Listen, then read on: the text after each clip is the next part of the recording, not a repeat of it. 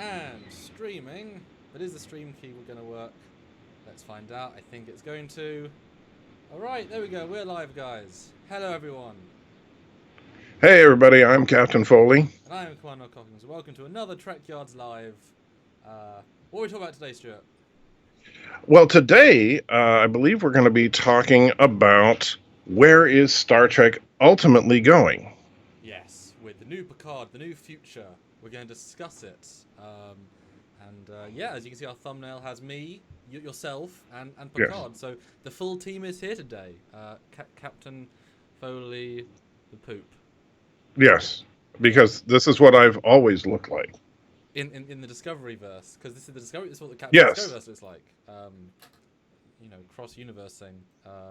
So who bought that? Who bought the poop? No, who bought that? Was Stuart? No, it's not Stuart. Hi, Mr. Michael. How are you? Who are you? Give us some howdy doos. Well, for those of you that don't know me, my name is Michael J. Crawford, and I have a YouTube channel called The Anti-Trekker.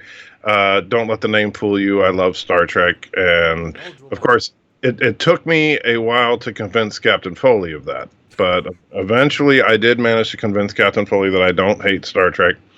And yeah, I've been on the show with you guys a couple of times now, and that's kind of yeah, I was honored that Captain Foley asked me to fill in when he would be unavailable today. So well, I asked, but well, Captain. Oh yeah, that's true. Well, you asked me, and then but I was just yeah, I was thrilled that you guys thought of me. Yeah, and thanks for being available at incredibly short notice. I was only told he wasn't going to be here last week, but I remembered yesterday, so I was alive. Hey, my bad. Or slash yay for you. So, you there, boss? I think we lost you for a second. No, I'm just testing audio. You're very loud. Can you lower yourself on your end? I can try. Yeah, you have. We've had this problem. We live so much, and there's two of us that OBS and Skype don't like dealing with each other, and so. Right. Well, I'll just move. How about I move the microphone a little further back? Is that better? I mean, probably. That's why I go off things so I can listen to us on my phone. Can't really help it. Let's see how we sound. So just say some stuff for the audience. Hey, I'm going to say some stuff right now, mainly about Star Trek, because that's something that we have in common, and talking about the future direction of Star Trek from Picard and beyond. And so see if that sounds a little better to our Commander Cockings. Okay, I raised myself a ton. Let's see if that works. Oh, Captain Stuart Foley says, "Who is this? No, what's all this? Who's this imposter?" Well, he's you. Yes. Today, anyway. Didn't you know? Well, I'm you in the mirror universe. I believe that's the... Well, no, you're the visual... See, you're Prime Stuart, but you're the visual update I'm Stuart. the Prime visual Stuart from the Discovery. So you're the same Stuart. Yeah. Just looking completely different. You're the same guy, the same ship, just completely different. In every way. In every way. I mean, you fit way more shuttles inside your brain. But that's fine. And what you can't tell is that I'm like you said, I'm exactly like the original Stuart, except that when I go up the stairs to the upper level of my home, the stairwell is about 14 miles across and can hold an internal volume larger than even the largest sports arena, because quantum. Oh, the quantum. We're already quantuming, are we? We do have some super chats, which are, as we say, super. Do we say that? I say it occasionally. It's the most overused joke. But Stuart tends to read them, but I will read them for now. I can't read them yet because I'm trying to get my... I don't know why the YouTube hates me right now, so I'm trying to get it so I can see the stream. But you go ahead and read them. Yeah, I'm working on it. It's going great. And we are going to talk about Star Trek. Don't worry, guys. Eventually. This is the pre-fun. Let's talk to our... Oh, we've got quite a few. Fleet Poor Swiftback, one of our regulars, $1.99, tossing a coin to the commander, an anti-tracker. Ah, very kind. Leon Cranston. Which is an homage to a wonderful song that was written for my channel called Toss a Coin to Your Trekker. Just for you. Original. Yes. Yeah. No basis in anything else. Leon Cranston, $1.99, because pineapple does go on pizza. I would agree. No, you see, and this is another one. No, that's wrong. And I understand why you would think that you're English, but no, pineapple does not belong The on pizza. problem is you're American, therefore by default wrong about most things. So I think this can go both ways. No, I'm pretty sure. I'm pretty sure you got that backwards. Oh, well, that's what American would say. We have a different chemistry, does me and Michael. Joseph Patrick, €2. Sorry, I heard you like money, and I do love Trekyards. This is yes. See, now you're gonna wait a minute. You guys are super chatting to the wrong channel. I think that's the problem. That's where the things are going wrong here. All right. But do go check out his channel. It's definitely worth a check. Yes. Cinnabon Bunny. Andy Trekker, remember to take a breath between sentences so the commander gets a chance to talk. Oh, I'll make him listen. We've had this I'll before. try to remember that, Cinnabon. And Eugene Stage is a new member to the channel. Welcome, Commander. I think you must give him a salute since you're the captain in this role, in today's one. So, do you want to give him a salute? Welcome, Eugene. Yes. I dub the Commander Eugene Stage. And Taras69, 39 likes, 150 watching. Hit that like button! Yes, indeed. We're up to 55 now. By the way, obviously, I can see the stream now, although I had to use a different browser. So, don't ask me why. Google Chrome hates me for some reason. Oh, by the way, and since I don't think I've had a chance to show this to you, but I've been experimenting with my 3D printer, Cool. and I thought you would like this. That's a big one. Wow. So, yeah. Cool. So the other Charles puts $4.99 in the chat, says, I'm afraid the Picard season will end like the Expanse season 1. Nothing really resolved, and tune in for season 2, suckers. Say it ain't so. I disagree. I think we're going to get some resolution. I don't think we're going to get... for 1 second, I'm going to share, as I always do, so you can vamp, as Stuart would do. So continue. I'll be off for a second. Sure. I think we're going to get some resolution, but I don't think we're going to get a complete conclusion to the story. So I think that the resolution we're going to get will probably wrap up the whole thing with Soji and the Jat Vash, or however you say it, the Romulan Uber super secret police. I think that storyline will be wrapped up, but I think that this will kind of catapult it in, kind of like an event, like when you mentioned Expanse Season 1, at the end of Expanse Season 1, you had the catastrophic event that then set up the future Expanse seasons, and I think that this event, I think, particularly with the Borg Cube, is going to set up for future seasons. And Zachary puts $2 in. Thank you so much, Zachary, and says, pizza does, in fact, go on pineapple.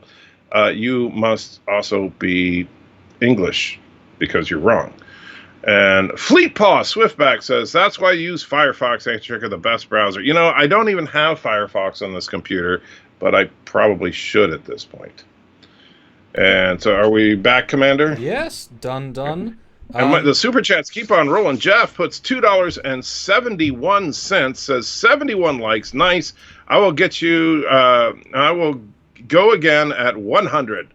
Oh, he's your guy that always, like, super chats based on how many likes you get, right? Yes, there's our moderators. They're kind of biased, but they do like us. That's all right. But Got good moderators around here. Yeah. Except for that Captain Stuart Foley guy. Well, you still gotta love him though. So yeah, I mean, let's chat then for a second. And if you do want to be the super chat man, you're welcome to be at Stuart's role. I tend to chat more than read the chat. So yeah, what's been your general sense then of the entire season? I know that we're on relatively similar. So I think it's fair to say that you're an in-betweener, but more in the camp of negativity. I think that's a reason. I'll say this. As in for Discovery. I mean for the Discovery stuff. Well, yeah, Discovery. I don't like Discovery. I don't like the. Discovery doesn't fit in the timeline. Discovery, it's not the right formula for Trek. There's very little about Star Trek Discovery that I actually like. But I wouldn't say you are necessarily bitch. I wouldn't consider you the just the pure. I think you can. No. I don't hate it just to hate it. Yeah, and I think that's a good distinction here, because I think hopefully you'll agree that we try and be a very balanced channel. Yes. Therefore, we lose on both sides, because those that love it say we are haters, those that hate it say we're shills.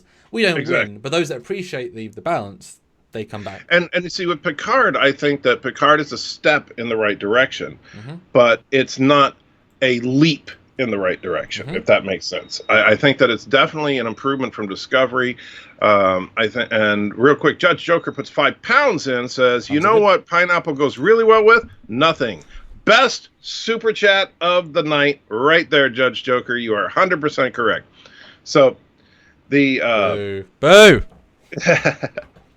But the thing about, so with Picard, I think we have more interesting characters. I think we have a more interesting story, a more focused story up until this last episode. I think Broken Pieces is an aptly named episode for me because it feels like they're kind of, oh yeah, the whole thing with the Borg, forget that. We're actually talking about the Conclave of Eight.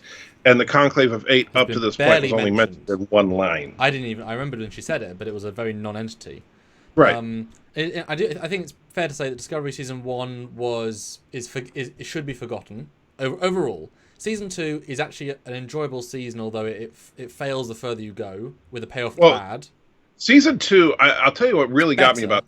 What really kind of made me angry about Season 2 of Discovery was that from memory serves to, I can't remember the name of the second to last episode, I was really getting on board. I was really enjoying the Pike Spock story. I was really liking Spock and Michael Burnham because they felt like a genuine sibling relationship. And then they completely screwed the last episode with 2,000 shuttles on every ship and everybody apologizing to Michael Burnham just for not being Michael Burnham and just, it just fell apart in that last episode. And Zraxis puts $2 in, says the Pineapple Nation must be victorious. I mean, you can keep fighting with super chats. I will take that. It's one of those things that I said every single week. This entire season is based off a payoff. If the payoff is poorly thought out and falls down, especially with time travel, the whole thing will fall down. And the last episode is terrible. It's a battle where all you had to do was have the 2 hero ships and, say, 3 Section 31 capital ships. Remove every single fighter, capital ships only. You have tension, you have drama, each ship gets damaged. Watching 1,000 little explosions means nothing to anybody. The fact, if you bring in 1,000 fighters and you lose 800 and they're all unmanned, net nothing. It was completely unwhatevered. And obviously the stupid scene of Pike being saved by a door and glass and not having his vision blown out. It's a very poorly written, whatever. So anyway, that season fell down. Now this season of Picard, I think, is stronger than I think the ending might be. Well, I think it might end well. I think it has had many good moments to bring it up beyond the season 2 of Discovery, where it's everything's about this one thing. Drop the ball. I think this has got enough good moments that it can still win, even with a maybe. Let's assume a failed ending. What would you say on that? If it's a failed ending, and Fleetpaw puts $1.99, death to Karoga. Indeed, my friend, Karoga must burn to the ground. But if they don't stick the landing for the finale, then I would say that this season is on par with Trek first season attempts. Except for the original series, Trek has always struggled a bit in the first season. I would call that a better analogy. Yeah, and so if they do stick the landing, then I would say that it could potentially, I could argue that it would be better than TNG Season 1, possibly even better than DS9 Season 1.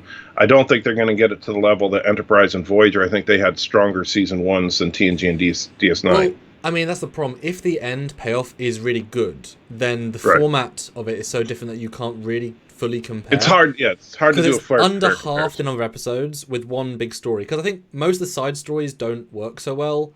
It's just if this big one is kind of like levels. Whereas in those, Voyager, especially with Season 1, there's so many good stories and so many bad stories. Enterprise, I think Season 1 is vanilla, but never great, never bad. DS9 has some real stinkers and some good build-up. TNG, we just rewatched it, and it has some actually rather strong character moments, but not the best stories, and definitely some weak moments. Right. But obviously it's over double the content, and you can pick and choose. Although I think Picard has got, I think the one with Riker and Troy is a truly standalone episode, and you can just enjoy that for what it is. So it has a bit more of a standalone format, so you could say more. Some of these individual stories are better, but if it does succeed in the landing, then I think it might have to be classified as one of the better first seasons because it actually had a successful, at least middle and end, if the start was a bit weaker. And Taurus69 puts 235 here, 85 likes. Hit the like button. Indeed, you should hit the That's like important. button because, yes, It's it helps important. out the channel. And of course, it gets them so that they'll, give me all the super chat money. You guys didn't know this, but if they got up to 250 likes, they said they would give me all the super chat Well, money. we said 250,000 likes, but I mean... Oh, I must have misunderstood that. And hi, Ed. Keep saying hi. Hello, Ed. And by the way, Trekker, I assume you're looking at your monitor. But is there any way you can move the camera, though? Because you're always looking off to one side. Oh, sorry. Yeah, because move this more like I usually have Yeah, it. it's a little bit... Yeah. I know he's not looking at you or us. Yeah, it's not intentionally. Yeah. This just the way this other browser is that not the way that I like to set it up there. This is more like my usual There we setup. go. Oh, that's perfect. Now, obviously, it's hard now to go back and remember how you felt about the first 3 episodes because now the story's been evolving. But would you agree that the first 4 episodes are relatively weak to medium? That the weakest is... I don't know. I think that I gave the first couple episodes, I believe, like a 7, a 6.5, and a 7 respectively. And those were what I love what Bird of Prey 5 referred to it as Earth Trek, because it wasn't in space, so it wasn't really Star Trek. Yeah, but there was no Trek or stars. I think there was some good setup there. With just a couple of glaring problems. Like Admiral Potty Mouth still bothers me. I don't like the F-bombs coming from a high-ranking Starfleet official. The problem with that, though, is that now, because you watch the season, her having such a terrible intro, the payoff of her being, agreeing to all of Picard, and Picard now being the strong, powerful one in that conversation in the last episode, is now the payoff to that setup. You couldn't have it wouldn't feel satisfying, you wouldn't feel Picard being so strong unless you'd had the first beatdown. So now in retrospect, it's like, okay, but he was not Picard at the start. He was far from it. But here's the thing. I think that the impact of her, both her anger at Picard early on and her relinquishing to Picard in the most recent episode would have served just as well as if she said sheer hubris instead of sheer effing hubris. And I think that she could have just said, just shut the hell up, Picard. I'm giving you what you want. She didn't have to say shut the F up. I think that throwing in the F-bombs in a society that they already established in canon has kind of moved beyond cursing just for cursing's sake. And now Rios, I really didn't have a problem with him, the 2 F-bombs he dropped in the series, because it fit his character. But Dr. Girardi and Admiral Pottymouth felt completely out of place every time they were cursing. Now, what I could, for I know the super chats, but we're having a good conversation. The Admiral, in the setup that she was given, I would agree, and it's hard to justify swearing anyway in Trek. I think it's more of a just because rather than really a reason. However, if, for example, they'd had this formal conversation first, and then she'd said, she walked off to her desk and she said, computer activate, security screen, and then now they're not being listened to, and she presses a button, and then a big thing of booze comes out of her replicator, and she gives it to him, and they start drinking, and then she says, you fucking idiot. Now it goes off record, as if, or she takes her pips off, like a symbolic, okay, now we're off the record, now we can go at it. That I think would be appropriate. But this would be like seeing, in the United States, General Colin Powell giving a press conference and cussing at the media. It just doesn't. It would be in his office cussing to his fellow general. Well, I know, but you know what I'm saying. It's that unprofessional. But then, for she's the also CNC, you wouldn't expect that. But she's also so angry at Picard for actively. It's the same analogy. It's a retired general saying the U.S. military suck balls, and then next day going to the head of the military saying, "Hey, can I have your help?" So by that same analogy, her anger is justified. Her anger is justified, but we're better than that to swear. Right. And I think, and so let's go to the super chats. I want to talk about a couple other things that happen. So C Space 36 puts £1.99, says TNG fans betrayed, hashtag fake Trek, doom gloom, not Gene. I'm going to get into the doom gloom thing in a minute. So I understand what you're saying. I think you're partially right, partially wrong. We'll get into that in a second. Picard is a symptom of them listening and learning. Yeah. And that should tell you something. Jeff Jacobs says 110 likes, actually 123 now. At 150, Andy Checker likes Spike. That's right. It's all me. And I'm not going to even try to pronounce your name, but someone puts 1,000 rubles in. Thank you so much. Is that rubles? It's Eugene. It's one of our regulars. Eugene! Okay. Good to see you, Eugene. And I can't read your alphabet there. What unites Discovery and Picard? Mismanagement. Too many cooks in the kitchen. P.S. Next time Stewart should start with contract dispute. What contract dispute? That's good. Well, I do agree that the like, especially with the last 2 episodes, it feels like a different show than prior to that. Yeah. You can feel Michael Chabon's influence after Kurtzman stepped down. Like, it is a distinctly different feeling. Right. And I think that the same problem did exist in Discovery. But now here's the doom and gloom thing. This is something I've said on my channel a lot, and I'd love to get your take on this, Commander. Is I don't think, because people think it's that Trek is too dark. I disagree, because if you want dark, look at Deep Space Nine. They went dark on Deep Space Nine. In a Pale Moonlight is still as dark as Trek ever went. Well, and Enterprise Season 3, yes, Enterprise Season 3, undid Earth all of his was, morals to get to save the Earth. I mean, that is as dark as you want as well. Yeah. So it's not dark. It's not even, and we try to look at, is it scientific accuracy? Well, if we're going to be real about it, Star Trek has never been super scientifically accurate.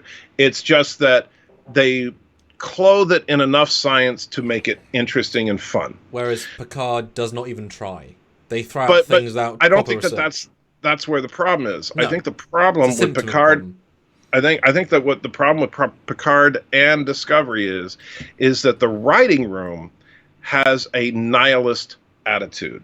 They truly believe in the philosophical point of nihilism, that life is meaningless. And so if life is meaningless to the writers, regardless of if they're doing it consciously or not, that's going to come across in the stories and the characters and the plots that we find. And you notice that, I mean, look at these last 8 episodes of Picard, and do you have any idea how many on-screen deaths we have had in this series?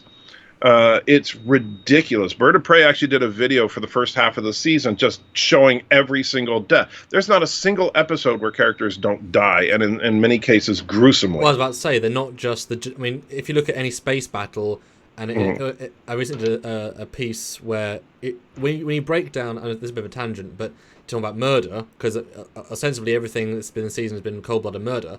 When you have a space battle and you're actively destroying, say, a Klingon bird of prey or a Klingon vulture, you just killed 400 people. Right. Ostensibly, it's colder blood, it's cold as space, but seeing it one-on-one, there is a distinction there that this show is using. And I think for the most part, okay, so the Cheb scene, right? I would not consider that too gory, personally, because it made a point. It was contextual. However, cut a guy's head off, completely wasn't important, and in fact the setup was so stupid of that whole scene that it breaks down.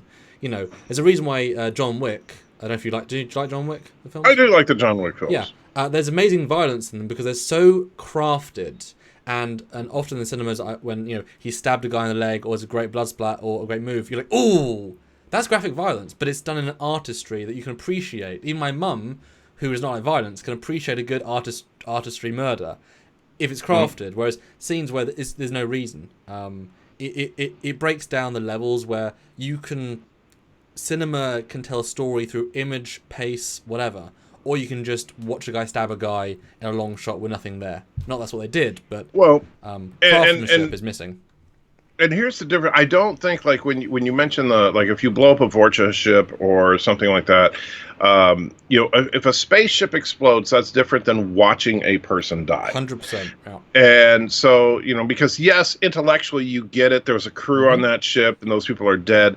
But we watched 7 of 9 commit cold-blooded murder on screen, and not only that, but basically tell the person before murdering her that, by the way, I'm about to murder you, you know, and go to this place this was premeditated, it was calculated, and, you know, it was that, and that's where this nihilism comes in that really bothers me, because if you were looking at classic era Trek, How many times do you have the scene like with Kirk and the Gorn? No, I won't kill him. You know, how many times when Kirk has always been the character, and Picard would do this too, but Picard wasn't so much of the fisticuffs type, but where first you beat them down, then you extend your hand to try and help them back up, and only if they refuse do you actually kill them. Well, to reference another podcast, the Mission Log podcast from Roddenberry, they asked what is the moral message and meaning from Star Trek episodes, to wit, most of them have at least something. Picard is a narrative story that is almost devoid of those. Right. And that's the show's biggest weakness to me, is that while Picard himself feels like a natural extension of the character, I buy that this is old man Picard. I buy that this is later era Starfleet, as far as the political attitudes and stuff. I mean, to an extreme, though, an extreme none of us would go, but you could buy. Well, no, actually, I think that, because here's the thing. Aside from her cursing, the CNC was technically correct with everything she said in that scene. Yes, leaders of nations decide who lives and who dies.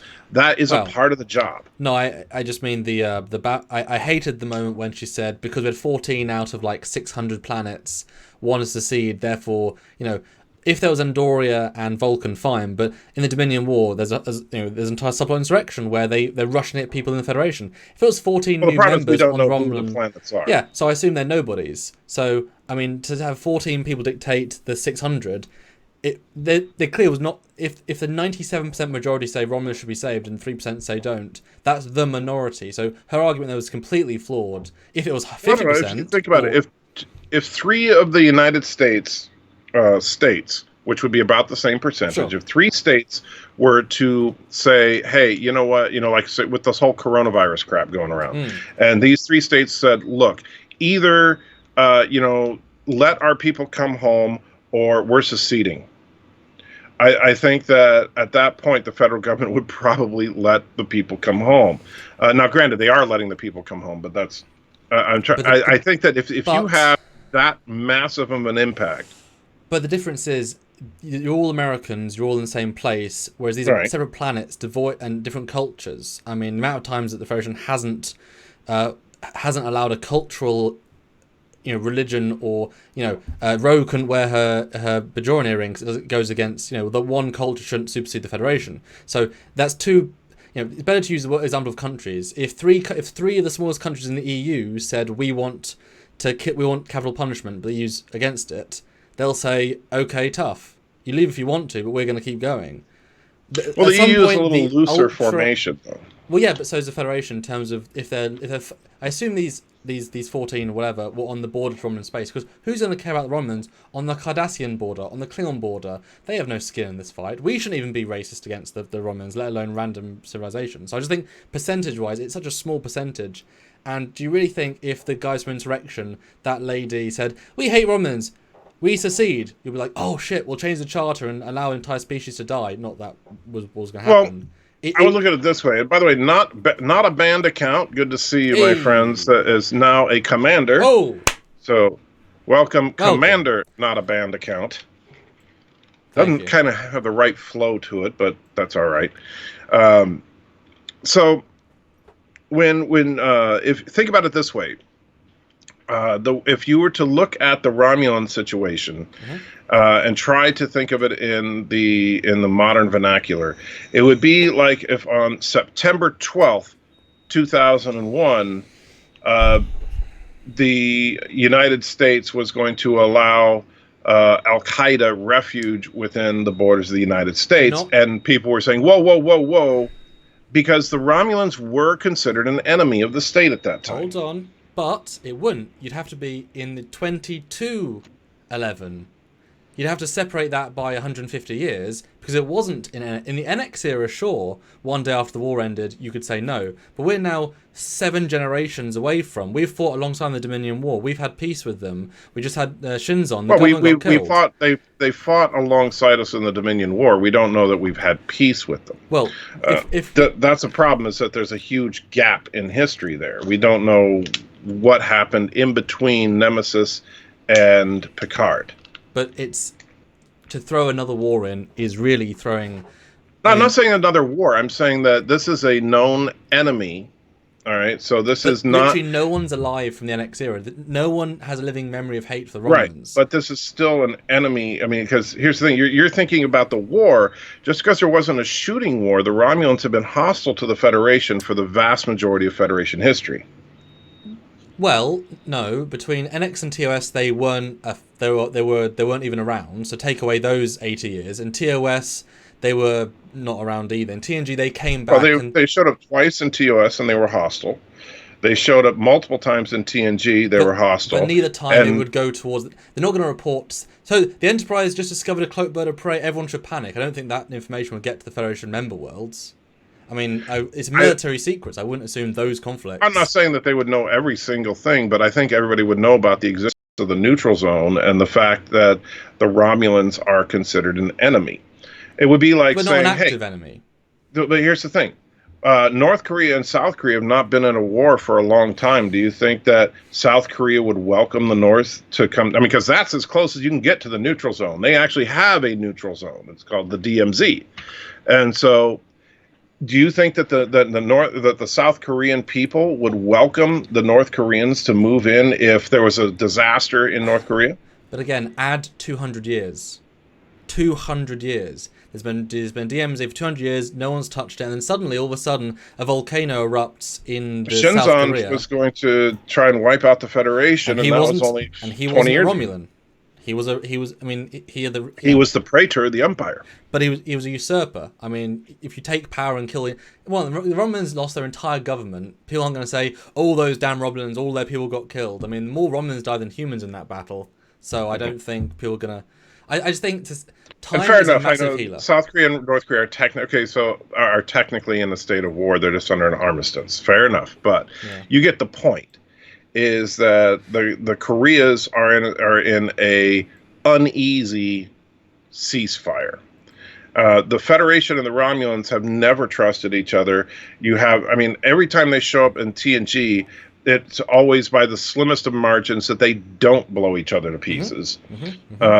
And so it doesn't mean a random schmuck on a farm would say, I hate the Romulans, I want them all to die. There's a massive differentiation there, because there hasn't been this open war since the NX era. No one's had skin, otherwise by the same logic, Klingons, everyone should hate Klingons, and yet that has been understood to be okay at a certain point. I just think, so basically you're saying that once a war happens, let them die. You're very much on Cartwright's side. No. I'm simply saying that from the CNC, I'm not saying what the CNC was doing was moral. Don't get me wrong. I'm saying she was being pragmatic. And from a tactical position, she was correct.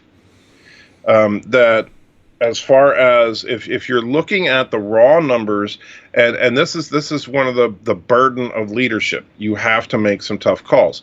You know why the coronavirus is spreading all over the world? Because political leaders are unwilling to make those tough calls.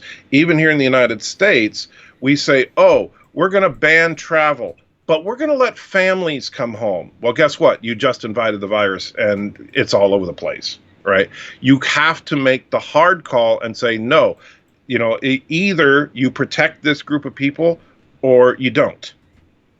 And so the CNC, while she's dispassionate to be sure, but that's kind of a requirement of her job. That's why, I could see Janeway being the CNC. I could never see Picard being the CNC. Because he's not going to make those. Picard is all about compassion, and compassion and being at the top of a political organization the size of Starfleet do not mix. Jeff Jacobs puts $2 in, says 150 again at 200. No Foley like Spike. Hashtag MJP at MJP. Make Jeff pay. No, we don't want to get stuck on one little topic for too long. That was a fun debate. I think it almost becomes moot, though, because I think we can both agree that the entire concept that the Romulans couldn't evacuate themselves, that's a symptom of a faulty logic that makes this problem a problem. It's a big empire. It's not that it's impossible, it's that it was never explained. It's logically unrealistic, and it's presented as obviousness, and they obviously haven't thought it through, and that's a problem. here's the big problem there, and this is something I've argued with with several people about this, is that we do not have a direct canonical reference to exactly how big the Romulan Star Empire is. And the answer to that question is vital to understand the idea of evacuating such a population and how big of an impact area was the supernova at the time and going to be. Because typically, and this is why I actually had a PhD from your neck of the woods. His name's Dr. Alex, and he lives in London. But he did the math for me to show that a supernova would in fact wipe out about a 50 light year radius from its source. And based on the average density of our galaxy, that could include several hundred systems. But what we don't know is how many of those systems were populated, how big were those populations. But if you think about it, if you have a population of, say, 5 billion people per planet, even though a warbird may be able to carry 10,000 refugees at a time, you don't have every civilian having a warp-capable ship. You don't have millions of starships able to transport these people. And so I do buy that the Romulans would need help, but they never explore that. And quite frankly, I think that's a huge disservice to the show. That could have been the plot. Yeah, exactly. The whole evacuation scenario could have been the plot, because it takes 50 years for that supernova to expand out to the 50 light year radius. And so even though it's been 20 years since this supernova, since the Star Trek 2009 supernova, then you could still have it expanding and have Picard and everybody else trying desperately to rescue Romulans or dealing with the political ramifications, having the Klingons salivating at the idea of the Romulans being wiped out, Picard trying to deal with that, maybe getting Ambassador Worf involved. There's so much there that you could have played with, but instead they just said, okay, all that already happened, and now it's a mess. Yeah, and Joshua puts in a $1.99, says the Fed is the U.S., Romulans are the USSR. Well, used to be. Can't really say anymore. Well, the Klingons were more like the Russians in the Cold War era, but the Romulans, they were kind of a unique villain, and unfortunately they kind of got ruined by the misstep of Star Trek 3, but that's all. Now you're also forgetting one thing, is that we know that Spock managed to stop the supernova many years ago, and the implication is the scene is that he was just late enough for it to kill Romulus only, or at least close enough, because they knew how long it would, they had years to build a fleet, so they knew roughly he was on his way when it was going to go supernova. He is at least close enough, and he at least dropped out of warp with enough sense of, okay, I'll stop it here and now. So we can assume it's not going to be... It wouldn't have supernova for several days or weeks. It would have been hours, maybe days. They stop it cold in its tracks, but they've still had years to build both the jellyfish, get the red matter, and design a full rescue fleet, and start rescuing people. So I would not buy that it would destroy any more than maybe a few planets. But again, years of time... Well... Hear me on this. I think that you can work the jellyfish into it and still have it work, because what you would do now, if you've seen anybody that's seen Balance of Terror knows that regardless of the relative size of the Empire, the planet Romulus and Remus are close to the neutral zone. Right? They're very close to the neutral zone, and you can tell that from the canonical map shown in Balance of Terror. And based on that, okay, so the supernova, if that's the system that goes nova, and if Spock in the jellyfish is coming from the direction of the neutral zone, which would make sense, then he drops the red matter. What the red matter does is stops it from basically expanding into Federation space. But on the other side of that supernova, it could still be expanding into Romulan space. No, see, because there's nothing that says the red matter would create a black hole the size of several star systems. The problem is that makes sense, but that wasn't the intention of the film, and but it doesn't. The intention of the film was the supernova was going to wipe out the whole galaxy. Exactly, and this is why, unfortunately, the canon betrays the canon. Neither can go together, and yes, I like that, but also you would think that they've had several years to design a plan, and even if obviously that could be why Spock brought a gallon of red matter and it takes one drop. He'd have to do 150 black holes around space. That's actually Right. quite interesting. But that's clearly not the intention of the film, nor the visuals. But that's a retcon you could do that would make sense. It is. That's, Although then, that then would make a lot more sense than just saying, okay, it was a Romulan supernova, and by the way, problems. But then Spock wouldn't be piloting it himself. He'd have several ships. You'd think you'd need a fleet to do that. Otherwise, every moment he's laying. And I mean, black hole, I'm sure, would interfere with warp travel. I mean, once you start, anything from the JJ films doesn't make sense instantly because they didn't think it through. You can't. I mean, they've already retconned it within a retcon. Right. So you're gonna kind of take the simplest possible option. And if we just jump back a second, so the evacuation thing, I like the idea that yes, they haven't got millions of ships, but they've had at least 3 years, at least 2 to 3 years. The Senate would go first, so they're gone. They've already moved the Senate, they've already moved the military, they've already moved that stuff, they've already moved the shipyards, they've built their own ships, they've hollowed out older deredexes that can now move 50,000, 100,000 people. ROM, I would have assumed, would be bought to bring in the Ferengi fleet, the merchant fleet, easy money. They can move several million, and you only warp them to the nearest place that's safe. So rather than a week travel, it's like now 6 days of travel. And so now if you're ferrying 50,000 people every week for 3 years, and it's only 3 planets only, I mean, the impetus is there's no ships, and the Federation are building ships all the time. You'd send them the entire time. Weirdly enough, they implied that we built all the ships at one go to launch at one go, and they destroyed at one go. In reality, you'd finish 10, you'd send 10, they'd come back, and they'd have over half the fleet still doing it. So again, it's hard to make this logically make sense because they didn't think it through. It's darn tricky. Well, I would say this. So first, by the way, 50,000 a week times 3 years is only 7.8 million. And that's one ship though. 50,000 on one to Deredex. Right. So you but have then how 10, many ships do they have? I mean, 100, 1,000? Yeah, so easy. Well, but if it's 1,000, that's only 7.8 billion. And that, you say 1,000 That's ships. not that wouldn't be the population of the entire Romulan Empire. That might be a planet. Well, it's Romulus. I mean, the implication is only Romulus got destroyed, Romulus and Remus. Right, but I don't buy that. I think that because that doesn't, and here's where I think that the retcon should have gone, but obviously shoulda, woulda, coulda, is that you can explain the jellyfish in that Spock did say in Star Trek 2009 that the jellyfish was the fastest ship they had. Yep. Right. Yep. And it was also the only ship equipped with this red matter device. Mm-hmm. And built so for it. Right. It was built specifically to contain red matter. And you could argue that the weird spinning stuff on the jellyfish was to keep the red matter stable. Keep it stable. Or allow it and to so go they to couldn't slipstream so they can... Right. Yeah. So they couldn't just load red matter onto a bunch of starships because it would be too unstable. Yep. Because even on Nero's ship, they had to go to the jellyfish to get the red matter to drop it on Vulcan. The red matter was still being stored on the jellyfish. Because it's set. Right. So, well, yeah, but that's the only place theoretically that the red matter is safe. Yeah. It's the fastest ship in the fleet, and so Spock's mission was kind of like what you were saying. In the fastest ship they have, to circle the entire supernova perimeter and drop black holes around it to contain the whole thing. And he only got the first one, and that managed to save the Federation. And we do know the black holes do, they're special black holes, they do unblack hole instantly. Well, yeah.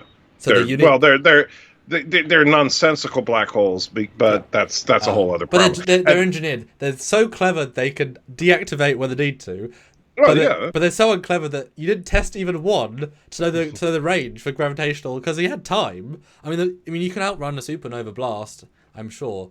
No, I do like that. I like that a lot. Although that would just say to Spock's complete stupidity that he couldn't. If he was hand-picked, hand-trained, he would have spent several years training for this mission if he was picked. Although it wasn't a Federation-sanctioned mission. You can kind of tell by the way it's, Well, it depends if you look at the Countdown comic book, but then that was null void because... Well, no, the Countdown from 2009, the Federation was involved, but of course that one also had Ambassador Picard and Captain Data. So it's decanonized, so everything, that's Hobus. I mean, everything from that is now redundant, which is annoying, but true. But I think we've gone on the Super Chat. Yeah, Lookout Tower Radio puts £5 in. Thank you so much. Says, great debate. The disaster that took place could be compared to real-life disasters like Chernobyl, which made the Soviet Union open up. Yeah, and I think that's kind of what they were going for. Possibly. Yeah. But and it was almost like a combination. I mean, it kind of seemed like they were borrowing story elements from Star Trek Six, as far as trying to have a disaster, the Klingon disaster, and then elements of Star Trek Three. Give me a ship. CNC says no. Okay, I'm going to do it anyway. And I mean, they were trying to do their greatest hits thing, which isn't a bad thing to do, but they just kind of could have made it a lot more solid. And I think the problem here in the end is that Kurtzman and company, while they may like Star Trek, they're not Trekkies. Right? They're not aficionados. Right. They probably like the franchise, and I don't think, despite what some people say, I don't think the Kurtzman or any of the rest were deliberately trying to ruin the franchise. Is that if they're trying to make money from it, you can't. Right. That makes no sense. Whereas that's why I think you watch Star Trek Beyond, and you can instantly feel that Justin Ling and Simon Pegg are Trekkies. It's dripping with respect as much as you can in an alternate universe, which is all messed up. All the references are so good. I mean, they mentioned the bloody, Xindi War. Or there was no Xindi War. It was a Xindi attack, and then Enterprise went out for a year and then came back. There was no Xindi War. That's not a war. I will not talk about Star Trek Beyond. I will not talk about Star Trek Beyond. I don't want to get into. People are asking what your rank is, and I think ambassador makes sense. I think you can get a fellow ambassador rank like my dad when he occasionally bring him over here to do a thing. Oh, I'm an ambassador. Yeah, I'm the ambassador from the nation state of Turkestan, actually. See, it makes sense, and it's good. It means you have immunity. Some of the time. Well, there you go. That was another good debate. Lively, I like it.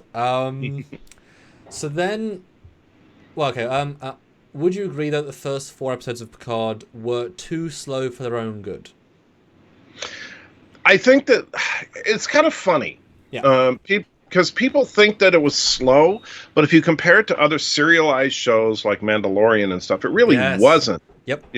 It's just that it felt slow because it was Star Trek. And Star Trek has never been that deliberately paced. Because usually most Star Trek is, of course, episodic, which means you have 48 minutes to tell an entire story.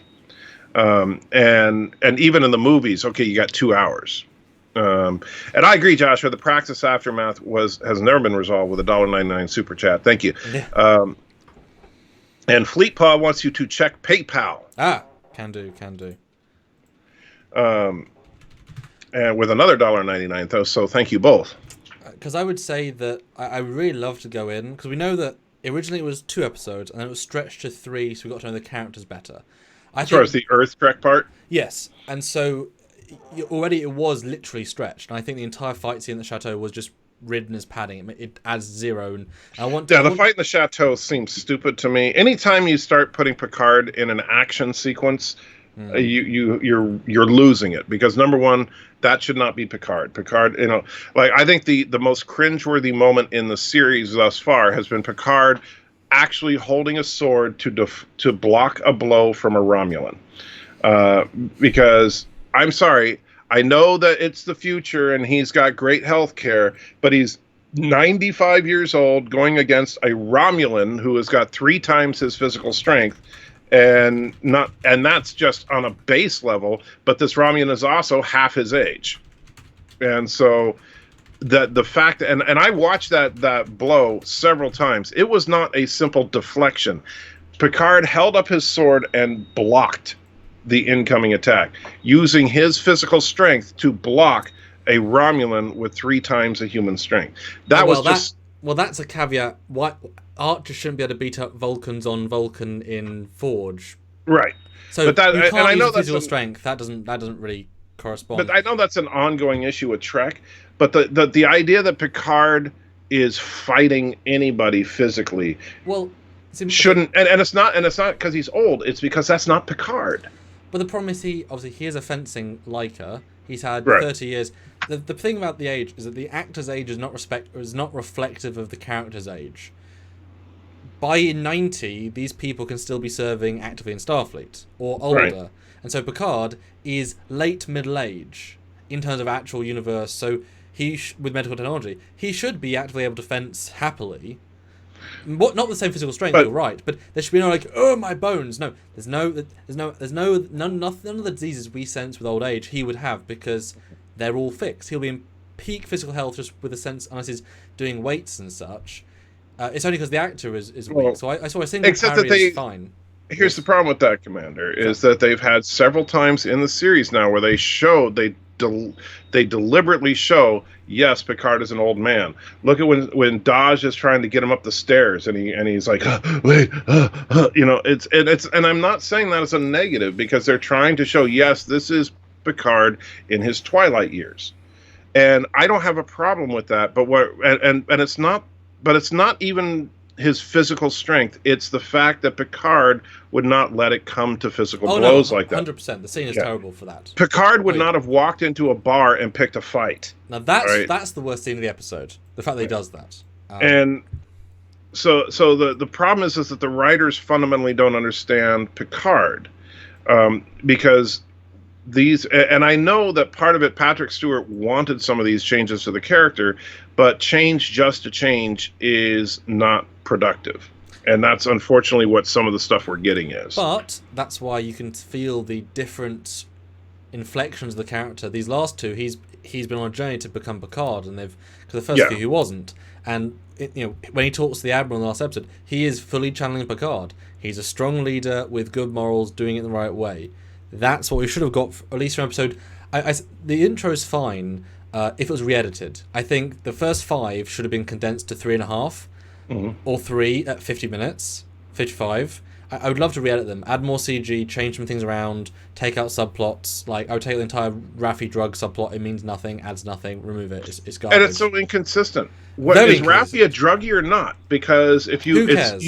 We don't care. Well, no, but here's the thing. It's hilarious to me. If you watch the episodes in chronological order, they literally go back and forth between she's a druggie, she's not, she's a druggie, she's not, she's a druggie, she's not. Every episode.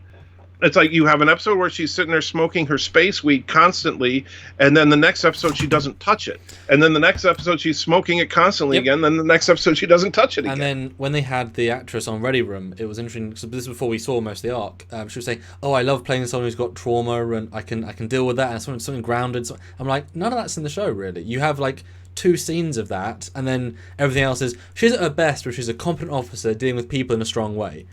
Right. All the drug stuff is wasted. But anyway, the PayPal, we have a long paragraph, so get ready to respond to a long paragraph from Timothy. You ready? Okay. Okay, $5 From a purely political standpoint, the assumption that the 14 worlds threatening to secede are small and insignificant is a flawed argument.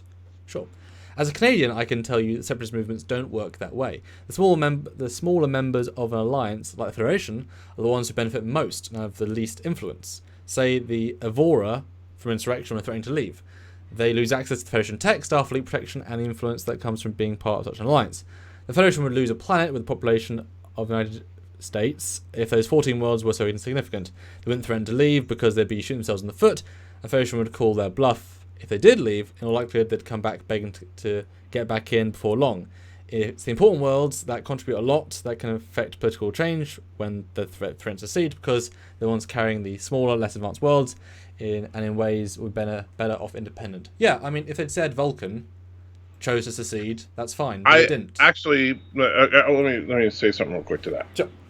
This is the big problem. First of all, it's not 14 worlds specifically; it's 14 species, is what she says. So it could be conglomerates of worlds. Yeah. And the biggest problem is none of them are named. We don't know who they are. And what if one of those species are the Klingons? I think that would make a big difference if the Klingons, because here's the thing, if Chancellor Martok, assuming he's still Chancellor over there, and he saw the idea as helping the Patak, no, we're not going to do that, and that means war. Would the Federation really want to go to war with the Klingon Empire over rescuing the Romulans? That's the problem. That would set it up. That would set it up perfectly, because the Klingons are a major power, even if they are part of the Federation in the future. And if the Klingons said, heck no, we are going to blow you guys out of the stars if you decide to help the Romulans, now you got a real motivation. But the problem is they just say 14 species, so we don't know any detail. And I do agree if they were Klingons, but I can't see Klingons being Federation member worlds. I think their pride would be too much. You can have a scene where they're the strongest alliance in history, but I can never see them being a member world. They have their own empire. They have maybe their own not, but we don't know. But that's the problem. Is what if the Klingons threatened war over which the Klingons, by the way, different. should be involved. That's right. different. The Klingons should be involved. They absolutely should. Because the Klingons hate the Romulans with a passion. But the thing is, I would have had, if I was writing the show, I would have had it be, we do see JG back as Hertzler, and he's a much more moderate guy. That was the entire point. He comes in, and he says, we're going to help the Romulans, and in exchange, we get the new cloaks. Like, for our Empire, we're going to get some really cool shit out of this. And he helps them, and the Empire's like, damn, we've just managed to get all this cool stuff, and we've helped in a small. Oh yeah, we'll give you 15 ships, 15 Negvars. That's fine. So I would say he's such a clever man. Political power is better. He's not the. I know he's sort of a revenge man, but he's not really a revenge man. If Worf was in power a bit more, maybe because he killed his parents. But that's the problem, that you're going with a nihilistic approach to all these people. But the fact is, we got Rom, we got Martok, we got Worf. These people are actually of the more Trek mentality of coexistence, and so which would have been really interesting to bring these characters in, but instead we get Rafi and her is she a druggie?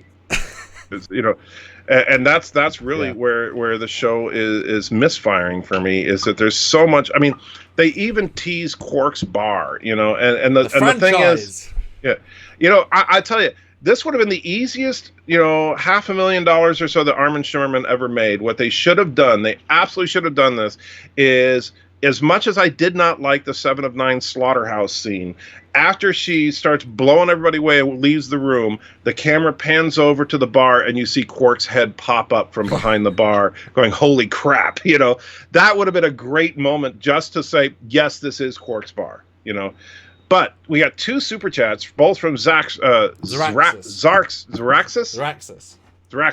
says, we need Rafi to get herself addicted to pineapple, then make a meme out of her just constantly walking around holding a pineapple. Problem solved. And then it will reveal that she's Reed's great-great-great-great-granddaughter. There you go, pineapple cake.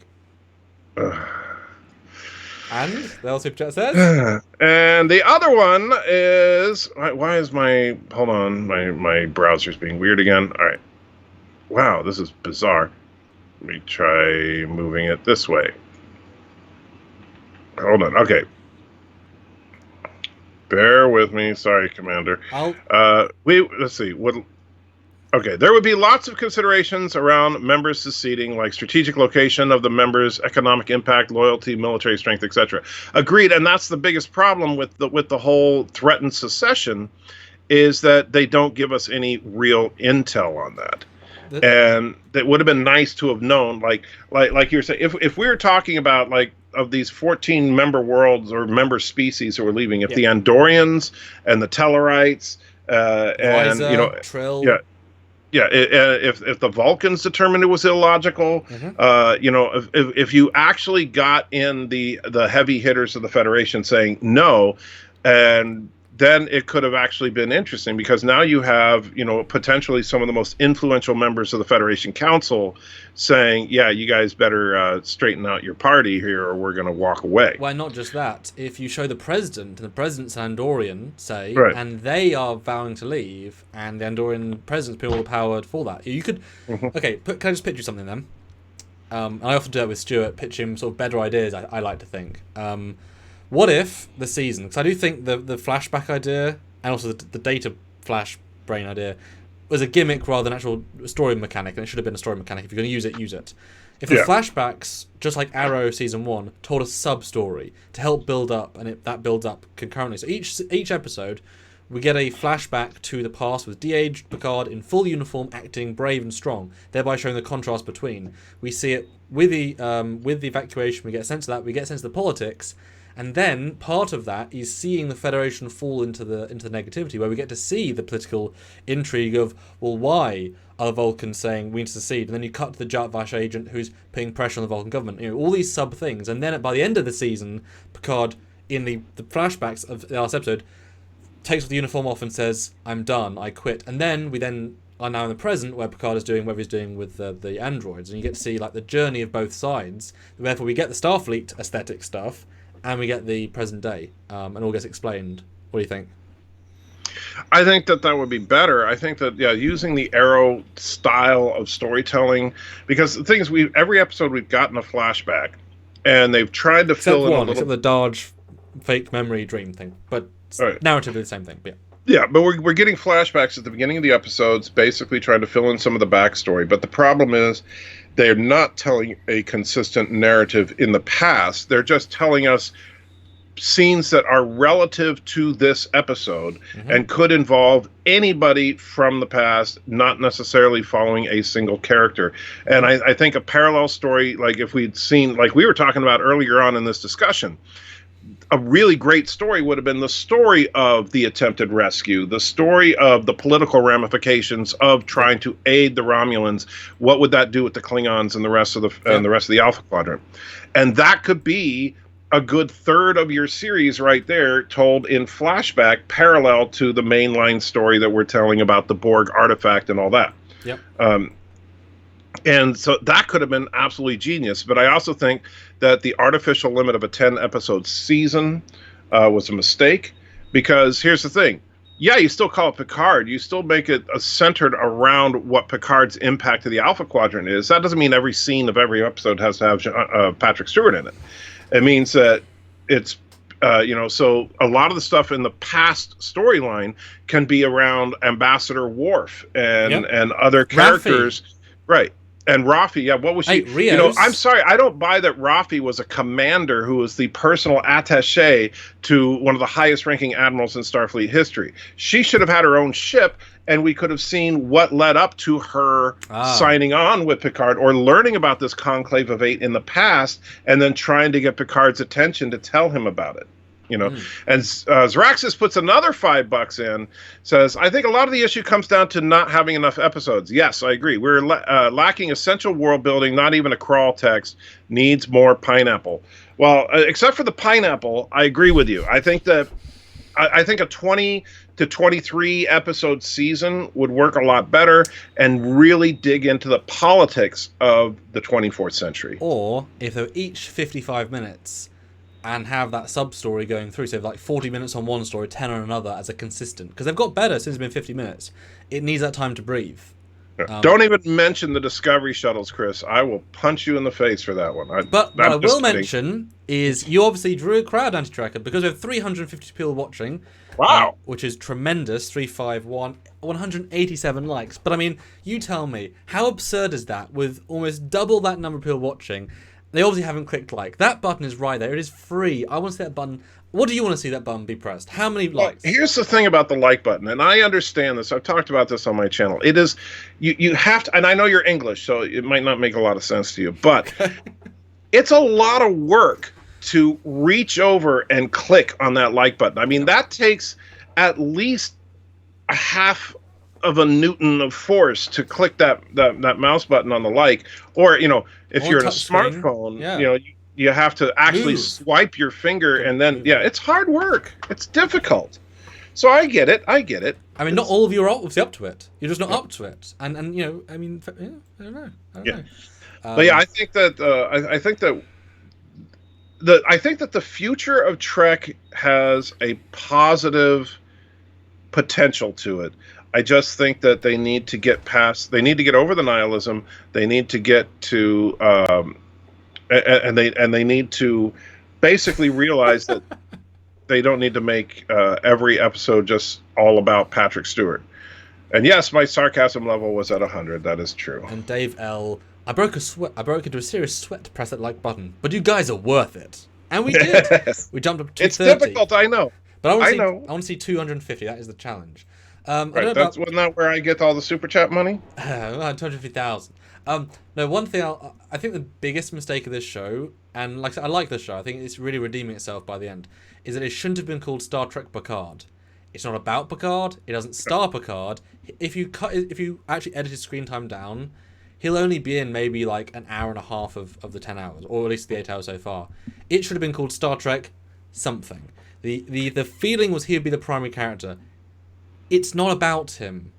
It's wrong based marketing. On this, if we're going to do the storyline of whatever these extra-dimensional mega killer beings that are going to come if we reach a certain point with synthetic life. How about you call it something like Star Trek Armageddon? Because basically the whole plot is to try and prevent the destruction of the universe by these, and there are even religious overtones to it that they've talked about. So why not? Or Star Trek Destiny, as if it was always destined to create synthetic life. We're just reaching that moment. I just think Picard it was all about to get people through the door, but it misrepresents the show completely. Yeah. All right, so we got a couple of super chats here. We have Eugene with 250 rubles says, "What do you think about the overabundance of Mass Effect elements in Picard? Art direction, lexicon, story."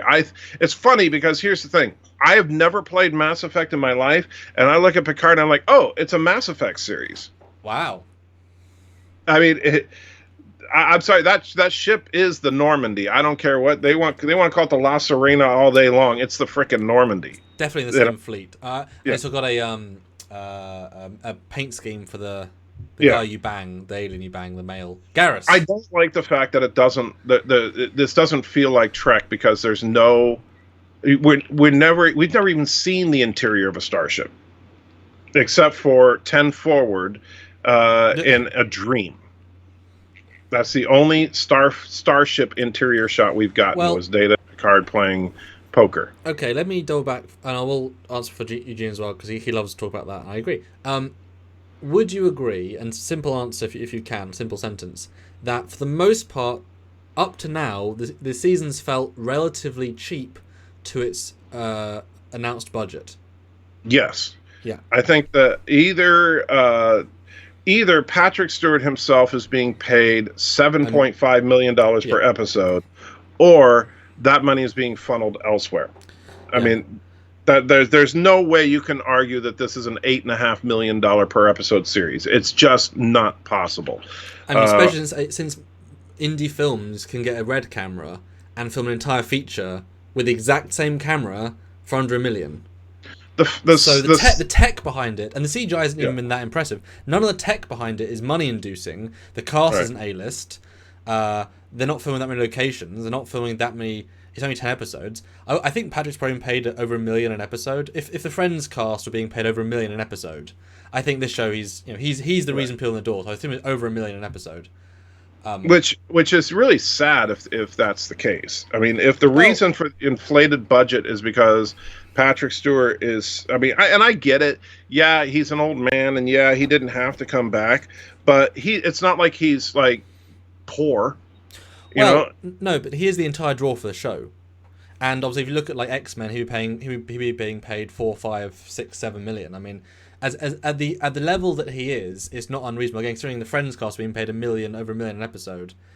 I mean, I don't think it's necessarily a good thing, but he's the entire. It's called Picard, so it makes sense. And I think he's if you do inflation, he's been probably paid most of that in TNG by the end of the season. I mean, he's a titular character of, you know what I mean? So I think there's some disparity when you say, $1 million. But my gut reaction is that they are saving money everywhere possible, because the last two is where they're going to let loose, because they need people to come back. That may be, but you know what? Are they going to just try to pull a Discovery Season 2 and have a massive space battle that's just ridiculously over the top? And unexciting. Yeah, and that's the thing. Yeah, because that space battle was the most boring Star Wars battle I've ever seen in Star Trek. Yep. And 100%. So I don't know. I could see, and we'll talk about it in just a second. Let me get through these super chats real quick. But I could see how you could spend a lot of money in the last 2 episodes in the battle, but I don't think. I mean, you're talking about basically, at least $50 million pumped into 2 episodes. That's a lot. No, I would think they're probably maybe like $4 million, $5 million an episode. I think that's what they're actually spending.